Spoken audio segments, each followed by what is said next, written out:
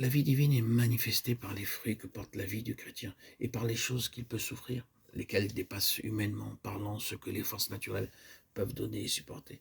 Il n'y a pas d'émotion spéciale, de frisson, il n'y a pas de sensation de force, de vie, ce qui pourrait détourner du chemin de la foi. Il y a la vie. Il y a une impression de source divine, un mouvement, une inclination, une indication dans l'esprit qui laisse intacte la liberté de la personne.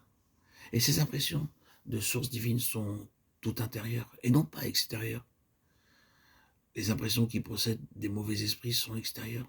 Elles ne se produisent que lorsque certaines conditions sont remplies. Par exemple, rester assis, immobile, dans l'inertie, dans la passivité, dans l'attente.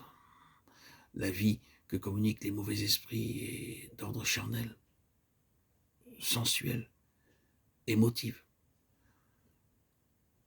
L'homme ressent des frissons de vie, des émotions agréables, exquises, mais pas de vraie puissance. Et lorsqu'elle disparaît, elle laisse derrière elle soit l'épuisement, la fatigue, la dégénérescence, la dévitalité. La personne est comme insensible, inerte. Il arrive qu'avec le temps, elle s'enfonce tout à fait dans les ténèbres à cause de cette paralysie de la sensibilité. Rappelons-nous que l'amour divin embrase le cœur. Il est versé dans le cœur par le Saint-Esprit. Il n'exclut pas un sérieux travail d'affranchissement du péché. Il n'exclut pas la haine du péché et de Satan, non plus que de tout ce qui est contraire à la justice.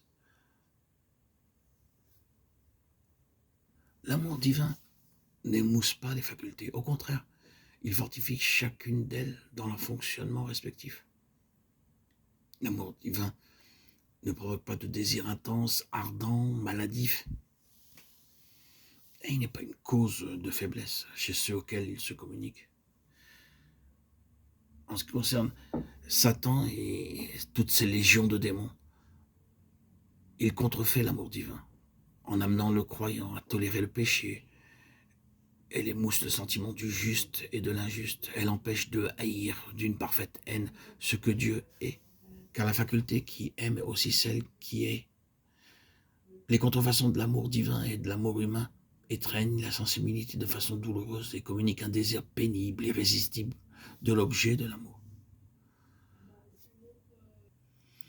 Le feu divin exerce sa vertu purificatrice par la souffrance, Matthieu 3, 11, 12.